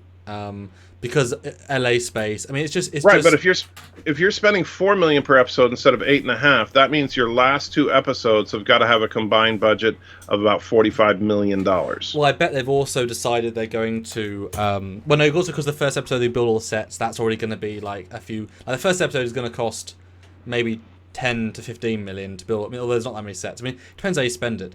But I think what we're going to get for the last 2. Don't think space battle. I think there will be one. I think we're going to have a Romulan ship interior set, like a full bridge. A Federation full interior ship bridge. We're going to have the planet shots with multiple interiors. We're going to have a big space battle, as you say. We're going to have more Borg sets, theoretically. And they're each going to be over an hour and a bit. They're going to be almost feature length each, which increases the money. Because they're all going to be building up for next season. We're going to see all this stuff. Stuart thinks Lesser is going to get destroyed. Possibly, although if you watch the trailer, it flies through a fireball, isn't actually a fireball. It's subtle, but it's there. I think the Lost Arena should be destroyed, and I think it will be, but that's just my own gut. But let's get these super chats out, and then we'll get back to it. So, Zraxis puts $5 in, says, replace all Discovery shuttles with pineapples, problem solved. Also, serious question, but is today's episode the last of the season, or is there one more? There's one more. This is episode 9 of 10. Yep. Yeah, Fleet Paw says, there we go, 231 likes. I knew we could do it. Now we're at 240, so only 10 away from me getting some of this money. So come on, guys. And 4D Mike says, I feel like we have enough episodes, but we waste too much time on the wrong things. Well said. I disagree. I still think I would like to see more. I think the 10-episode season that they've been doing on streaming services is a waste. I want real seasons. I'm sorry. Oh, certainly. But, I mean, you watch Lost in Space, Altered Carbon, or Mandalorian. They feel completely well-paced for 10 episodes, especially Altered Carbon. I mean, that season is a tremendous achievement, and it's done in 10. But the thing is that these stories. But even there, I mean, these shows, the fact that doing a 10-episode season, to me, is shortchanging your audience because you're getting half a season, and they're calling it a season. Well, the irony is, I'd rather half the budget for each episode and get double number of episodes. Be more efficient. And build write less better sets, stories. waste less CGI. Do more character beats. I mean, come on, that scene with with Soji and Picard in the last episode, them talking around their thing. That was 6 minutes. That cost thousands to make, not millions. Those scenes are the best moments in the episode, and they are the cheapest scenes to do. You don't need the space battles. I still think the best moment of the series is 7 of 9 and Picard talking about their lost humanity. And that was just a little 30-second bit. That could have been an entire episode of the two of them in a room. Well-written Star Trek, and that's why we came to the show. Sci-Fi Nation puts $2.37, says a penny for each like so far. Well, in that case, you owe us a few more cents, about 10 cents more. Let's get on it. Cujo Ujama puts $5 in and says, I went back in time to pick up some whales, but I ended up in a small internet cafe to hit the like button. Well, I appreciate that. It's just as worthwhile, I think, so thank you. Happened. Save the whales or internet cafe watching Trekyards. Which is more important for the world? Well, I mean, they did. He chose the one where you were on purpose. I feel like that was fate telling him to come and then subscribe to your channel, the Anti-Tracker. Yeah. And Zraxis says, replace the Lost Arena with the actual Normandy SR2. They're already ripping off so much, they might as well. That or replace it with a pineapple. Here's the thing. I think that this would have been a better show had Admiral Pottymouth just given Picard a ship. Honestly, put him in a Starfleet uniform, and yes, you can have the same crew. You can have Rios as this great, shit. Like you have Admiral Pottymouth. Basically, you want a ship? All right, I'm going to give you the worst ship in the fleet, and you see Captain Rios, in his quarters, drunk off his butt, smoking a cigar, and it's like from Orville almost. Yeah, and it's like, Captain... this is what you get. And so now Picard's got to whip this crew into shape. And then Picard asks, well, where's your crew? Oh, I have no crew. You have no crew? Oh, I have a hollow crew. It's like, oh, this is embarrassing. Yeah. Yeah, he'd say, my crew all resigned, and so, now all I got are these stupid holograms. But they, I think that that's one of the problems. The visual aesthetic is definitely not Trek. What I think is going to happen, or at least this is my official prediction, because I know you and Stuart already covered your prediction. So we're an hour and 20 minutes in, and now we're saying we'll also answer the question, where is Star Trek Picard going exactly? Yes. That's good. Well done us. We finally got there. Where is Star Trek Picard going? So here's what I think is going to happen over the next 2 episodes. Okay. Obviously, we know that they're making it to the robot homeworld, whatever they're going to call it, Robotia. Now, I think if they're clever, I don't think they're going to do this, but I think if they were clever, they would make it the same planet that had Norman and the androids from the original series, from Mudd's Women, or from I, Mudd, I mean, because that would give Maddox the ability to mass produce the androids if he had the ability to make them sentient, and that way they could free themselves of Norman. And they could all, and notice, like, they built 500 Stellas in a matter of minutes in that episode. So they have that planet has the manufacturing capability. They just don't have the sentience. And so that, I think, could be interesting if Maddox went to that planet. But that's an aside. So they get to the planet. The Romulans hot on their tails. We've seen based on the trailers that it looks like the androids have superior tech. So the Romulans and the androids start fight. The Romulans begin to win. The androids begin to beat the Romulans back. It's looking hopeful. It's looking good. And then the Starfleet squadron from Deep Space 12 finally shows up. And then they're like, Picard's like, yes, giving one of his clapping moments because, now we've got them on the run. And then the Starfleet squadron turns on the synths and begins attacking the synths. So Picard gets backstabbed by Admiral Pottymouth. Oh, that's nice. That's nice. Yeah. I hadn't thought that yet. Things going very far south. It's looking very bad. The planet is getting pummeled by the combined Starfleet Romulan fleet. And then 7 of 9 and the XBs come in the cube, rescue what synths they can, and warp out end of season. So now we have Picard, Rios, and the XBs on a Borg cube. And they have some new goal to try and resolve the whole situation. And just to put a little icing on the cake, since everybody wants to try and tie this into Discovery for God knows why. So at the end, you have Admiral Pottymouth on the bridge of the flagship of the Federation fleet, and here's what you do. So you have her talking to the sister. I can never remember her name. Narissa, I think. So talking to her on the bridge view screen. Well, hologram. Don't get me started on that. But so she's talking to her, and Narissa's like, "Damn, they got away. There's no way we're gonna find them now." And then you see Admiral Pottymouth sit back in her captain's chair, and she goes, "Leave that to me." And then the bridge doors open up behind her, and in through the bridge doors comes Georgiou. And so set up for Georgiou hunting down the rogue Borg / Picard.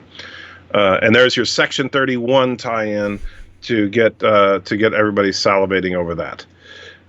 Now, is that an ideal ending? No, but I think that's a realistic ending based on what they're doing. Now, we do have a few super chats, but what's your reaction before we go? No, you super chat first, and I'll jump in. All right, so Jaressa, It's 5 Canadian in. Says, I feel big budgets backfire. Back when they only had a couple million an episode, they had to tell good stories instead of relying on VFX eye candy. Agreed. Unfortunately, writing is now secondary to the visuals, and writing should always be primary. Fleetpaw puts $1.99 in. Says, hell yeah, 251 likes. Anti-checker like Spike. That's right. That's right. So can we get it to 300? I don't know, but if we do, I believe in you guys now, actually. Hawkins will rip off his shirt and yell, "This is Sparta," if we get to 300. I think. Sci-Fi Nation puts in $2, says, Q mocked Picard for saying, "My ship, my crew." Just saying. Okay. Not sure what the point there exactly was, but... But you read it out, so it's fine. Yes. Doug Van Dorn puts... $5 says, the reason I like Picard is that it does provide Star Trek moments, no matter its drawbacks. What other show is doing that? I will agree with you that Picard at least has Star Trek moments, something that Discovery sorely lacks. Yeah, I do think the last two have been on a real go up in terms of at least the Star Trek-ness. Yeah. And Star Trek puts, isn't Georgiou going to be 200 years old by Picard timeline? Well, here's the thing. Well, she's already in the future, so... Yeah, right now, she's actually like 800 years past Picard. Yes. And so if we end with that cliffhanger, with Georgiou coming through the door, well, now we know that somehow Georgiou's got to end up in the 24th century. I mean, we do know there's readily available time travel technology in 29th and 31st century. That's post-temporal Cold War, so... It's easy to assume they found a time something for one of the many species that had time tech. Anyway, so my reaction to your ideas, I do love the reveal of Clancy attacking the planet. That's great. Didn't think of that. It goes towards the darkness factor of the show, the nihilism, so that's nice. I won't agree that the synths have more technology, but more advanced, because that feels too much of a leap to me. But again, that's I'm just basing that off of those weird things they were showing in the trailer. Yeah, they're organic. They're like petals. They're the whole interesting thing. They're flower petal doom ships. Yeah. Although I said to Stuart that there might be a case of that they pick, you pick a planet you want to live it, So they pick the planet because both it has an electrified atmosphere, but also there are natural space creatures that live around it, which will attack anything that's close. Double protection. So it's just literally just spaceborne creatures potentially, or a natural thing, or the synths can build and design synthetic technology because they themselves are synthetic technologies. They built these whatevers. No, is it possible? Yeah, a lot of stuff I would agree with. Would you like to hear my theory for the end of the season? Sure. What do you think is going to happen? Although it's really hard to say what happened in season 2 because either they finish the main arc or they don't at all, and really don't know which way it's going to go. So I think we're going to get to the planet very quickly, and then he's going to go down, and we're going to find, this is my hope, but also I think it makes sense, that we're going to see a Brent Spiner playing a new humanoid synthetic Data. That either Maddox was able to his first test android was a Data, because he thought he owed it to Data to bring, because they became friends over the years from communicating. And I'm sure Data might have even sent a copy of part of his positrons to Maddox. I see no logical problem there. Or he had Law, so either Law or Data, part of Data, was the basis, and they made a new Data, and they said they can put memories in. So there is a living Data there, which is exciting because it allows Brent to play another version. You get to see Brent's arc continue as Data, and obviously Picard's very surprised, but he knows this is his current family. But that allows the audience an instant reaction, and either he's the leader of the colony or one of the leaders. And so that's the instant, like, oh my god, and that's why we had Picard and Soji have the he loved you moment, because that brings it right back up to the audience. So then see him next episode, Picard will be shaken to the core, because he's not the Data he knows, and he's like 15 years later, and maybe he's seen the anti-synth-ness, and because now he has emotions, he can now feel hatred towards the Jatvash, and who tries to hurt his family, because he's lived with that for a while.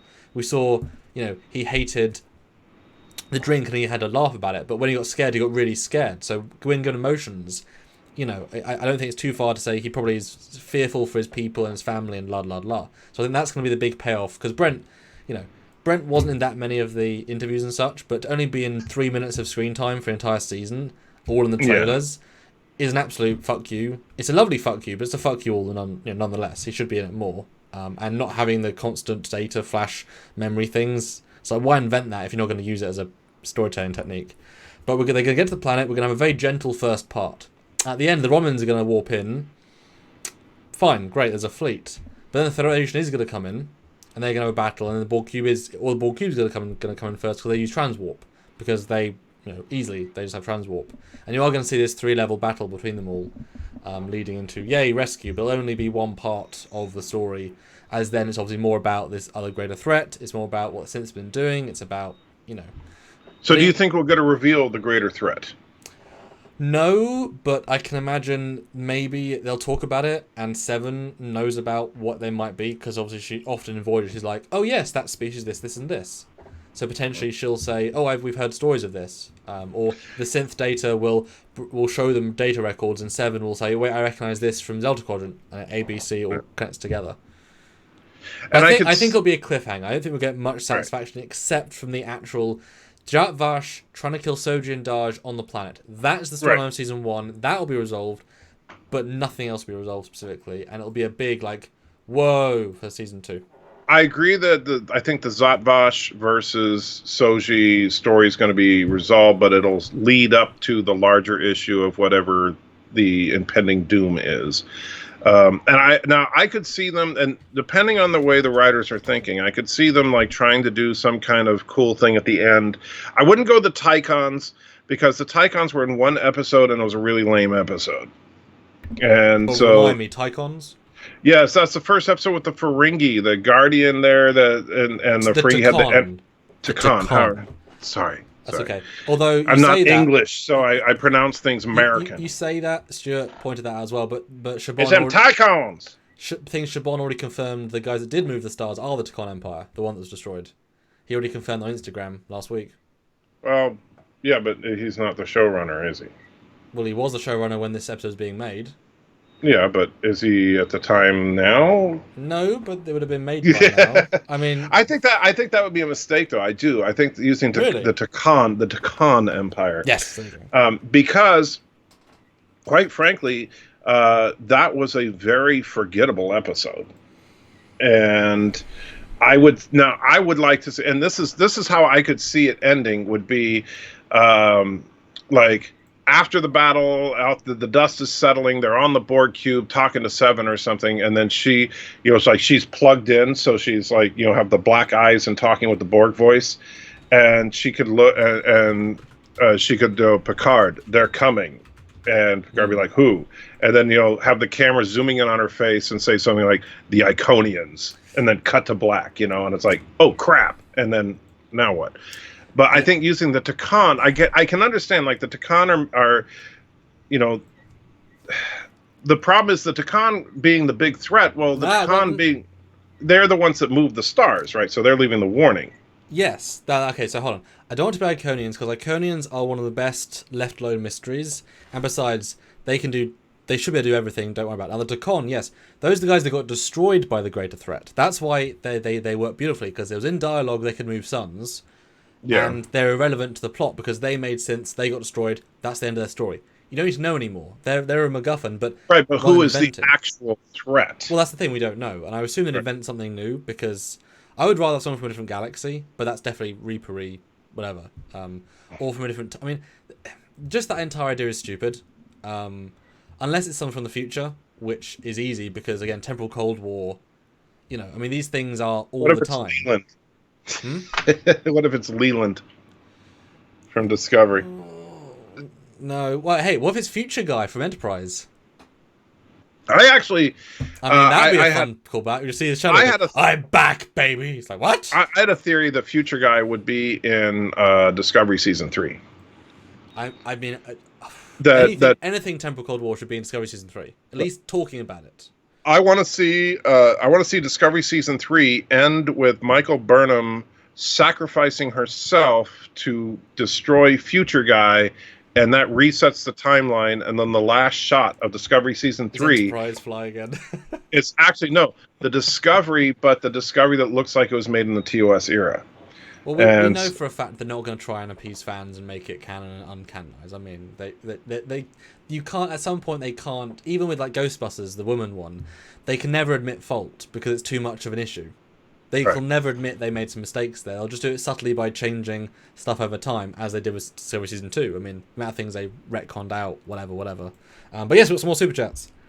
All right, so we got Doug Van Dorn says, Maddox spoke of Soon as if alive. Data Soon?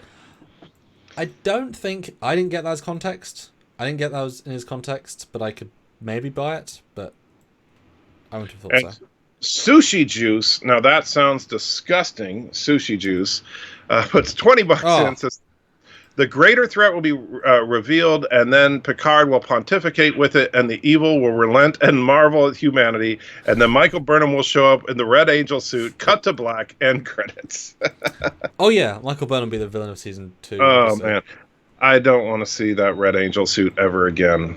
Well, except in the first episode, which takes it off. But we know they get another time crystal. We know they get back in time and tell themselves Spock. That was in there for some reason. And Mr. Pete says, "Make the Takon Empire great again." That would be hilarious. It's like, I know that like they were trying to say, "Oh, this is going to be about Donald Trump and Brexit and stuff," which I quite frankly have not seen. But I thought it would be hilarious if they actually brought in an orange alien to be the big bad behind it all. Oh well, because Cornwall isn't Trump. I mean, I think even if that's what they said they intended, that it's appropriately Star Trek-ly subtle. I think we were all worried about that, but I mean, Brexit hasn't. Right, well, because of what we got with Discovery, we were expecting the Remain Klingon crap, and they thought that was a good idea. To knock lost Kairish. Kalish! Yeah. It's like, Just the sadness on all of our hearts when the character of Gabriel Lorca goes from being a three-dimensional character to a one-dimensional villain as Trump. It's like, really, really, show you dumbasses who can't write, really. Anyway. Yeah. Yes, orange alien race would be hilarious. I agree. I think that would be. That's what they need to do. And they all speak in nonsensical phrases, kind of like Trump does when he's like trying to wing it. So that would be loud orange Ferengi. Ooh. Mr. Captain 93, the big bad will be Trelane. I don't know. Now, first of all, is he still alive? Oh no. No. I couldn't remember if any of the Royal 3 Klingons are still around, but I think one is.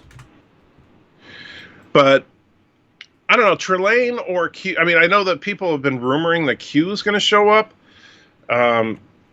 Quite frankly, I think that's, I don't know, that kind of would fly in the face of the tone of the series to have Q. I mean, there's been literally no setups whatsoever for that. It would make beyond a reset button.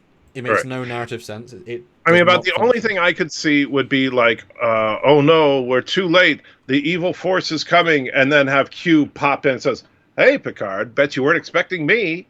And that would be the. You need my help now, don't you? Oh, Q, yes, help me. Yeah. But even still, once you introduce the God character who can solve every problem, although that could also be like, think about this: what if so they go through the big fight, they fight. Visual effects. However, since when the sky starts splitting open and whatever the bad thing is going to happen, and then then Q pops in and says, "Yeah, Picard, you are so screwed." And then something shows up and kills Q. It's not that hard to do. It's not like that hard. You can do it. Well, Cisco sucker punched him, so Yeah, but he let him punch him. I don't know. No. Michael puts $5 in. 7 and 9 will return to the finale in her Voyager catsuit, tricked out with more Borg tech, and save the day. Well, we can only hope. Fleetpaw puts $2 in. Says 2 for Sam to say Kalish and hold the leash for 30 seconds. I refuse the second part, but I always go Kalish. Kalish. Yeah. And I'll tell you a little story briefly. I was at FedCon in Germany, which is the Europe's largest Star Trek convention, and the actor, what was his name? Remind me. Shazad Latif was there, and I met him twice before. So he knew Trekyards by name, not by watching it, but he knew Trekyards by name. What's his name? Shazad Latif. We have a great interview with him. Who is he? He's Vok. That's why. Vok. Okay, yeah. And so he remembered me each time, and I said hi to him at FedCon. I got some prints signed, had a good chat with him because he's English, so already a connection.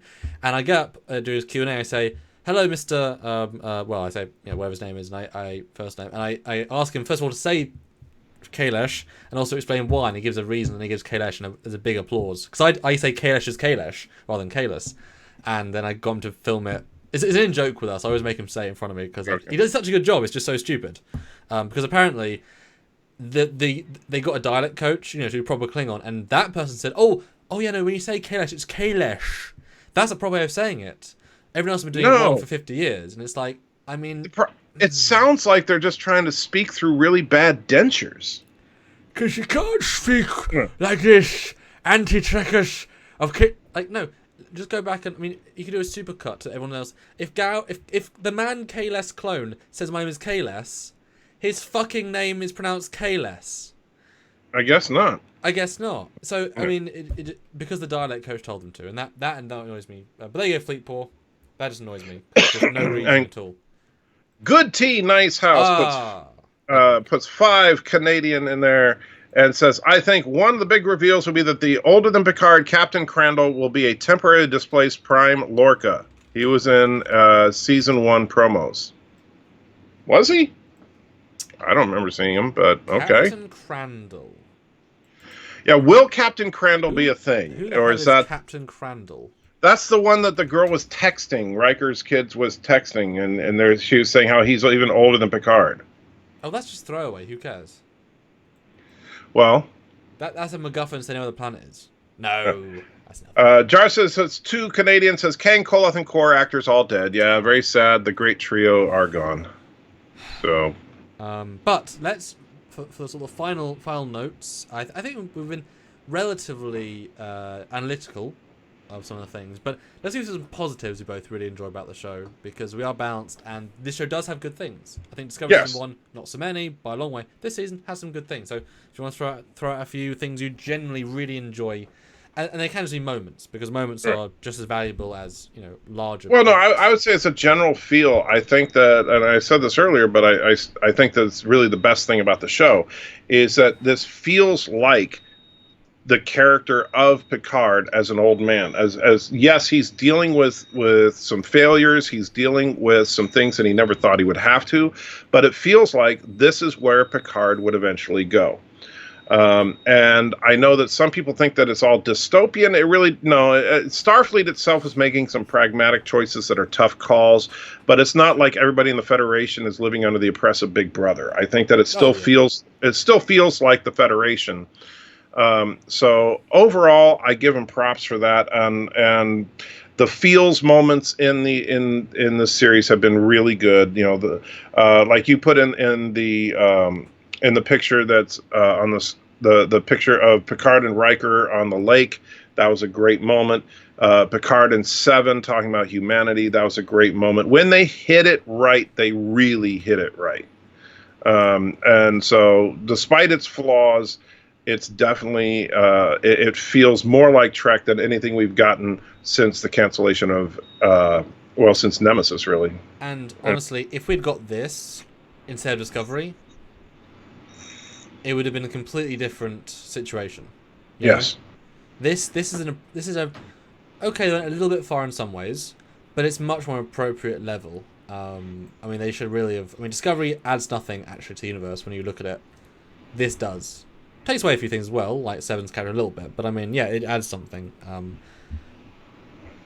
Yeah, any special any things you really liked? Any favorite characters? Who do you think stands out as not just good, but like these are the best characters of this show? Who do you think stands out as like? I really like Rios. I didn't think I would like Rios at first, but I do based actually. On trailers, yeah.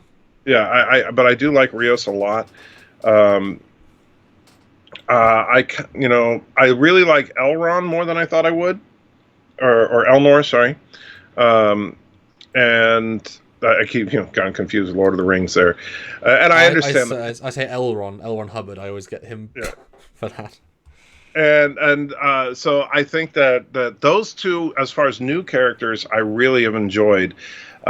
More so, unfortunately, I think that Raffi and Dr. Girardi were kind of missteps. And like I said, it would be nice, like that opening shot of the Enterprise D was the absolute best shot of the Enterprise D ever. It's like, why couldn't that be the design aesthetic of the whole show? But unfortunately, at least we got that opening shot. Wait, you said it's the best shot of the Enterprise D ever? I think so. I think the Enterprise D looked better in that opening scene than it ever looked before. Oh, that's really sad. Well, sorry. I think it's one of the worst it's ever looked. The lighting makes no sense, and the texturing's awful. Well, no, I'm not saying it's a. Believe me, if you see, I ripped that scene to shreds. I mean, they don't even zoom into 10 forward. The windows don't match on the inside and the outside. From the outside, the lights are on the inside. From the inside, the lights are on the outside. There's a lot that doesn't make sense. It's sad when they get the easy stuff wrong. When they had to make it almost deliberate choice to fail if you just have the model in front of you. But the shot of the Enterprise D coming into the camera in that opening sequence was gorgeous. See, I think the best the D's ever looked was in Enterprise, that final shot, because that was the highest res model, best lighting, and the most. I still liked it better in this. But the model's so crap. Like, I can do a better shot with a better model right now. Even if I match the camera's good. But it's like, it's trying to be artsy and stylistic and all silver, but it looks like a god-awful ship. And I remember I'm the guy that renders ships all the time. I know. That's just an aesthetic choice. I mean, it's subjective.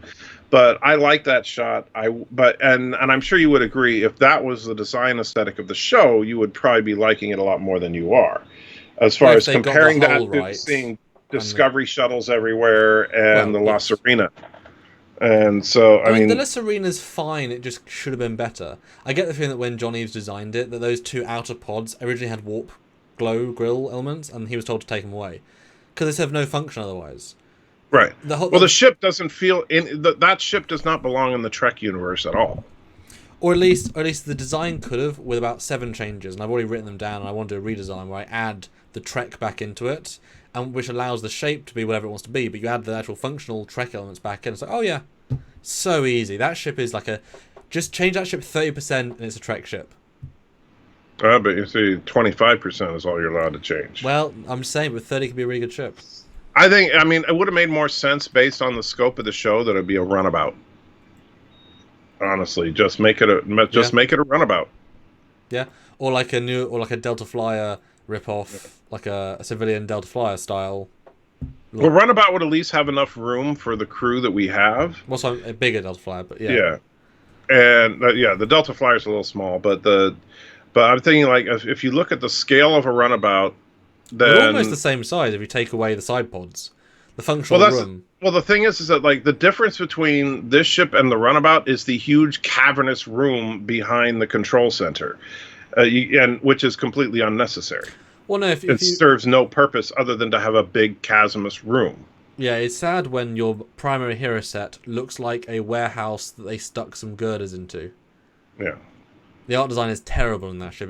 The USS Discovery has a better art design than the Serena inside and out, and that says something sad. When this is the worst hero ship we've ever had, but it's not a hero ship. It's not memorable. It's not going to be one we all collect except for obligation.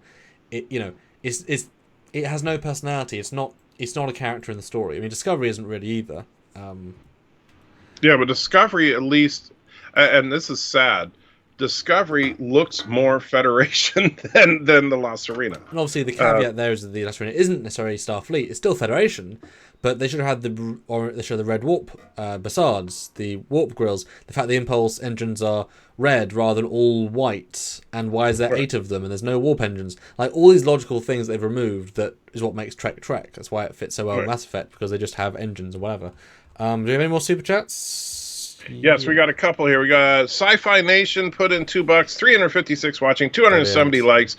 Hit that like anti-Trekker like spike. We're actually up to 276 as of right now.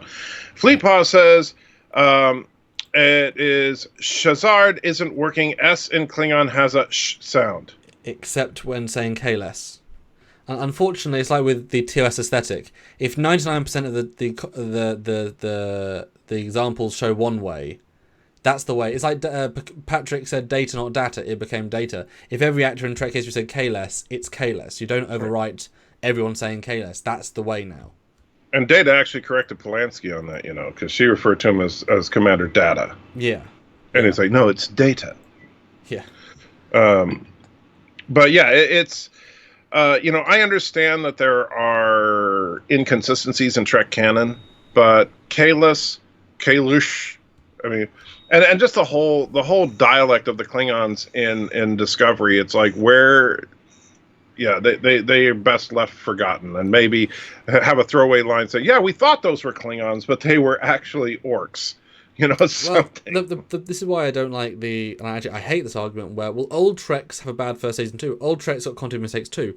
If you're writing a show in 2019 or 2020, and you're still leaving in mistakes, that's because you're a bad writer. Old shows have it happened, move on. What, so because the show's racist, Mission Impossible reboot, because it was racist, you get to be racist? Well, no, of course not. We're better than that. So because they had mistakes, if you're leaving in plot holes, that's because you're a bad writer. If you're adding in stupid mistakes, that's because you're a bad filmmaker. Just because they did them once, because there's a few canon mistakes in TNG doesn't mean you can add canon mistakes in. You've got all the resources in the world. You've got the internet, you've got Memory Alpha, you've got Trekyards. There's less. The further you go in the timeline, there's less reasons to have mistakes. That's why in Voyager it's more canon consistent and because they've got more relative research. That's why Intruder Darkly was a better version of recreation of the TOS sets, because unlike in DS9 they had to pause VHSs in a very crappy screen. They actually had DVDs. They had the ability to play things much easier and get better reference. Things improved. So canon references are still mistakes, but they should do proper research. Like a script shouldn't go beyond the stage where canon mistakes are left in. That's bad writing. You know, Right. like when Girardi says the amount of stars in the galaxy, she's just wrong. That should have been in one of the drafts that they check it, at least Google it. That's the biggest problem with this show. A lot of it's just the writing. I think the writing is better than Discovery for sure, and these last two are definitely the best writing it's been. But yeah, it's bizarre. I just got a message. The company I work for is changing everybody's schedule because of the whole coronavirus thing. So I'm like, oh, great, you know. But that's not taking effect for a couple of days. Okay, well, good luck from us. That's going to be a mess, yeah. So E puts $2 in. Mistakes were made. No excuse for new mistake. Yes, the fact that there were mistakes in the past does not justify present mistakes. That's true. Yeah, it's a mess. It is an absolute mess. Anyway, I think we're at that point, aren't we? Yep, you kept me talking for an extra hour. Well done, you. But you know, I think. Well, hey, it's not like I'm getting all the super chat money here. So you know, Eugene puts another 250 rubles in. I don't believe they think they are wrong. I don't think that they think they're wrong either, and that's probably the biggest problem. Is the sheer fucking hubris. That really is the problem. But to their credit, they're also getting more things right than ever before. Like the Decon Empire, like the Soji's lunchbox has the flour. They're getting loads more things right than ever before. And this is something, and I got a lot of flack. I know that Trekyards gets a lot of flack as well. And I'm sorry, even though Trekyards has a decent number of subs, it's criminally under-subbed considering how balanced the Cockings and Foley tried to make this channel. And you know, the ship reviews with animations and guests. Come on, guys. Yeah. But I've gotten a lot of flack over the fact that, for example, I give credit where credit is due. When I looked at like Rise of Skywalker, and I said, you know what? They tried to adjust for the fan outrage. They genuinely did. And you can feel it in their bones. Yeah, they had Luke flat out apologize for his behavior in the prior film. And yet there are so many people out there that just going to hate. And it's like, look, guys, they are genuinely trying. You're winning this battle. Don't piss them off for trying to help you. You know? But that's the problem is that I think that, and I get it. You know, a lot of people were mad about Discovery. A lot of people were mad about Last Jedi. And I think that there's some justification to that anger, but you also have to be a gracious winner. When they're saying, you know what, you're right, we pushed it too far, here's the Enterprise D. Say thank you, rather than, F you, we need more! Well, I mean, Data was in 2 uniforms. Why? Just because. Because fan. Because love. It was good. Yeah. Without Discovery Season 1, wouldn't have got the better Discovery Season 2. Without Discovery Season 2, wouldn't have got Picard with the red references. You might take them a few tries, but each iteration they're getting closer. And I think Lower Decks is going to be great. I think another 250 rubles from you. Eugene, you need to subscribe to my channel. You do. And start dropping those rubles over at the Anti-Trekker channel. So that's the reason I think there are 2 writer teams. One, the good one, filling the holes left by the bad one, the main plot developed by the latter. Yeah, it does feel like the writer's room is very inconsistent. And I think that and it seems so stupid to me. It really seems so stupid to me that could CBS not find a writer's room and bring in a couple of Trekkies so that while they're breaking out these stories, you could have someone like Foley and Cockings or someone that understands Trek lore and say, whoa, guys, wait, before you do that, you're gonna piss off the fans. And that's where it's the money men, it's the people above that don't care. And that's where people like John Eves, unfortunately, and I've had this with fan films occasionally, if the money person says, I want it this way, there's only so far you can push the no. You know? If you design the Lacerina with warp grills and they say, take them out, I don't like them, that's it. Logic goes out the window. I know Discovery was the same way. He had to keep changing things out of the logical sense because they didn't want that. And at the end of the day, there's a point where you have to give up and just do what they want because it's not your job, it's not your problem. And that's because the top people, whereas J.J. Abrams and as I was saying, Rise of Skywalker, they pushed forward stuff to make fans happy because the people at the top said, we have to effing solve this, otherwise we're going to lose the fan base. We're going to destroy a massive chunk of our income. We have to at least appease half of the half we lost, and then we'll have enough to fund the next film. and Mandalorian will appease to everyone, because you can make something that appeases to everyone, like The Mandalorian. 90% love rate, I'm sure. It's universally loved. You can do something that works. Yeah. It's hard. And The Mandalorian is a genuinely good show, and you could make, you know, the next, if CBS is going to push this Trek universe further, the next show needs to be the Trek answer to The Mandalorian. Don't try to tie it into something. Yeah. Take a show, just focus on some character, on some story set in the Trek universe. Random crew, random ship, just a bit of fun. Yeah. I think that will be a good show. Although, hopefully, the second animated show, Nickelodeon, won't be like the short Trek with the robot. Yeah. Because that was just trash. All right, so but Picard's not trash, so do watch Picard and tune in tomorrow for Picard, or I guess today, tomorrow, Friday, all the different time zones for all the different Picards, and our Trekyards full review live stream on Friday, and Stuart's first reaction. I'll let you plug in 1 second. And guys, I'd love to see that $20 if we can manage that by the end as a successful thank you to Anti-Trek for being here and covering Stuart's lovely butt. I don't know where I was going with that. But what are you doing then for the week? Did you just say he has a lovely butt? Yeah. I don't know what I was going with that. Wow. Okay, so you heard it here. Commander Cockings thinks that Captain Foley has a lovely butt. Abstractly. Abstractly. That's even stranger. And Two Roth 69 puts in the last $2, says 11 likes to 300. Hit the like button. Actually, now we're only 9 likes away from 300. Come on, guys. We can do this. But please do 9 likes. There's got to be 9 of you that can manage to strain yourself. Get that like button. You can do it. Okay, we're down to 7. You're down to 7. Come on, you can do this. But please do down to 3. Do plug yourself though as to what videos are coming up. If you have that sounded horrible. Plug yourself with Sunshine and Roses. Yeah. So guys, just so you know, if you happen to check out my channel, when Picard is released, which in my time zone is approximately 1 o'clock in the morning, I watch the show as soon as it's available and then do a live stream immediately after with the first reaction. I usually have my friend Berta Prey with me, and then post a review of said episode a few hours later. So you stay awake then? That is your late night. This is my rough night because I get about 3 or 4 hours of sleep, get up at 1 o'clock in the morning, watch the episode, do the live stream, then do the review, and then try to get a couple-hour nap before I join another live stream with Life with Matthew, and we decompress there on his channel and kind of break it down. So yeah, wow. It's a crazy. Thursdays are crazy, and that's why I'm kind of upset because I just found out that this will be the last Thursday I can do that because my work schedule is changing due to the coronavirus. So next week I'm still going to sacrifice the sleep and do the live stream, but the rest of my Thursday schedule will not work that way. But guys, thank you. Thank you to Commander Cockings for letting me on. If you haven't checked out my channel, go to Anti-Trekker. It's fun. We're, sometimes we get angry, sometimes we have a laugh, sometimes we cry together. It all just depends on what's going on. But we try to keep it real. I've said if you subscribe to my channel long enough, I will say something that offends you, but you will always get my honest opinion, nothing more and nothing less. And Fleet Paw puts $4.99, says, thank you to the mod team for being here tonight. Anti-Trekker, have a great night. Death to Kuroga.